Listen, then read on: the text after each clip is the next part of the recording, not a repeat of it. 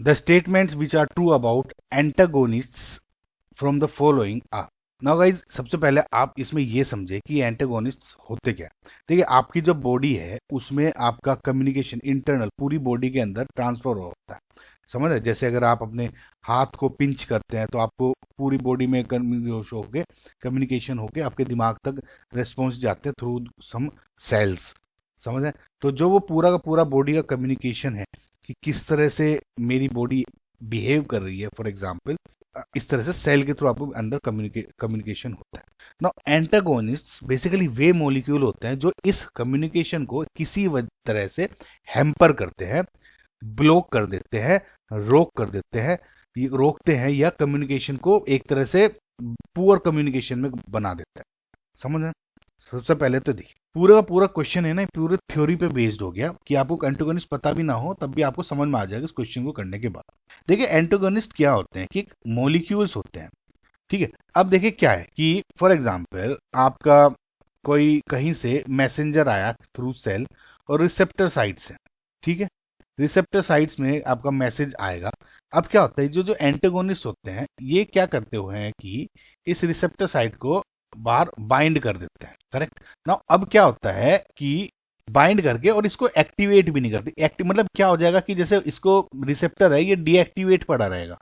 यानी कोई अगर सेल आया आपका मैसेज लेके तो वो क्या कहेगा, अरे यहाँ पे तो कुछ है ही नहीं, कहाँ जाऊं, एक्टिवेट ही नहीं हो रहा है भैया। जब देखिए कम्युनिकेशन सिस्टम में अगर आप दो फोन की बात करें, एक सेल फोन 1 ये है, एक सेल फोन 2 ये है। आपने इस सेल फोन से कॉल करने के लिए, इस तरह से मैसेज भेजने के लिए प्रॉपर रिक्वायरमेंट्स क्या है भैया, जो रिसिप्टर साइट है उसको ऑन होना जरूरी है, एक्टिवेट होना जरूरी है, या एटलीस्ट उस सिम को एक्टिवेट होना जरूरी है। अगर वो डीएक्टिवेट ही पड़ी है, बंद पड़ी है, तो मैसेज कहाँ जाएगा, नहीं जाएगा, लॉस्ट हो जाएगा कुछ टाइम के बाद। सेम इसमें है।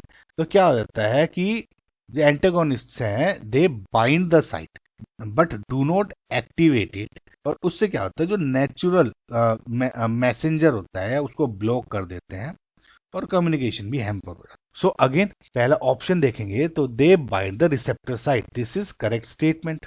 Gate transferred inside the cell for their action, this is incorrect. यहाँ पे अब यहाँ पे एक एक्स्ट्रा बात आ जाती है। जैसे मैंने बताया आपको कि जो एंटागोनिस्ट है मॉलिक्यूल्स उसके चारों तरफ बाइंड हो जाते हैं, एंटर नहीं करते, उन्हें एंटर करने की जरूरत नहीं होती। तीसरा option inhibit the natural communication of the body, जैसे आपको समझा चुका हूं भैया। यानी इनहिबिट मतलब रोकता है, हैम्पर करता है। तो this is also correct statement.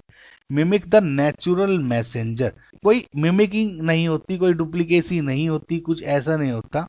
But ये सिंपल इनका देखिए, सिंपल इनका जो एक रोल है वो है रिसेप्टर साइट के चारों तरफ अपना को बाइंड कर देंगे विदाउट एंटरिंग इट, और क्या होता है कि हैम्पर कर देते हैं कम्युनिकेशन ऑफ बॉडी।